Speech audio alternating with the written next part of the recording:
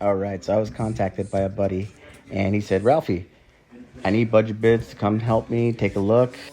Have you come out and give us the budget bids makeover package. And so, yeah, I come out and I start looking over things. I start noticing things. What are we going to need? How is this going to work? I noticed every little thing, and I'm going to give you the rundown. So, right when I show up, I notice that all the sheetrock is bumped out. Everything is proud. Some things are sucked in. Things just aren't lining up. And I'm trying to think, since I'm out here to do finish carpentry, how am I going to make this look good with busted frames, twisted frames, damaged door frames, damaged door jambs? I mean, right here, it's looks like a nice tight joint, but as I come around, there's no reveal. You got nail holes. I got a busted strike plate where or that's got to be fixed. Here you can see that they taped all the way to the frame, flaring all that mud, and look how proud that is. I got to get rid of all of that. All of that material's got to go. Otherwise, I cannot get my trim boards to line up and look good. And so I have to do X amount of steps because I'm working with a real unforgiving piece of material. Here we go. There's a little glimpse of how it's starting to look good. You can see how little deviations, just the slightest, can throw everything out of whack. And here's that view. Love that view of the water. Nice deck, nice backyard. Absolutely stunning. Here's a perfect miter, and you can see just how out this inside corner is. And listen as I learn you guys on how to do these. I take a level to all the studs in a room before I ever hang sheetrock. Studs have bows, dips, crowns. They're twisted. These are paper shims, and that is what you add to your studs to fur out your drywall so that you don't have to do so much mud work. And so that when you go to put in things like door frames, you're not having to, everything's just plug and play, and you can wood shims to your frames to get everything nice and plumb and tight. And so you don't have things like your hardware not latching to your strike plate, things like that. A lot of people don't know that. A lot of people don't do that, and it's fine. It's just, it makes for more work down the road.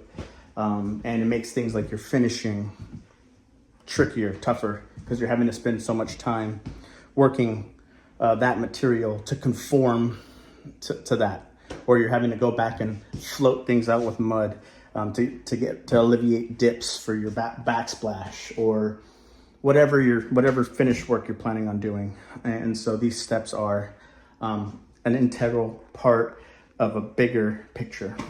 And so let's take a closer look and watch as I flip this around. And this is 90 degrees. And you can see how off that wall is from 90. And so splitting that at 45 and 45 is just not going to work. You got to coat something like this because the spring angle will give you that extra range of motion that you need to get a tighter fit. Milwaukee tools, love it. I use them all. Gotta have them all. Gotta own them all. And then there you go. Fine tuning everything, getting everything nice and tight. So getting things ready for my glue up, fixing all of these busted doors. Also, I didn't know which way you wanted to go on this. Since we are doing nice boards, I would actually, you can see how this box is getting in the way of my trim work here. It's bumping it out. And so I would actually move this box over. I don't know if there's enough wire in there or what, but me personally, I just move the box over. Or you can notch this around the faceplate. I can guarantee you it won't look good. Notching it, even in this build, I would not recommend. This door is so out of whack. I mean, this door is 9 months pregnant with this belly. And so, yeah, I got it. Busted out to redo it. And luckily, I found scraps in the garage.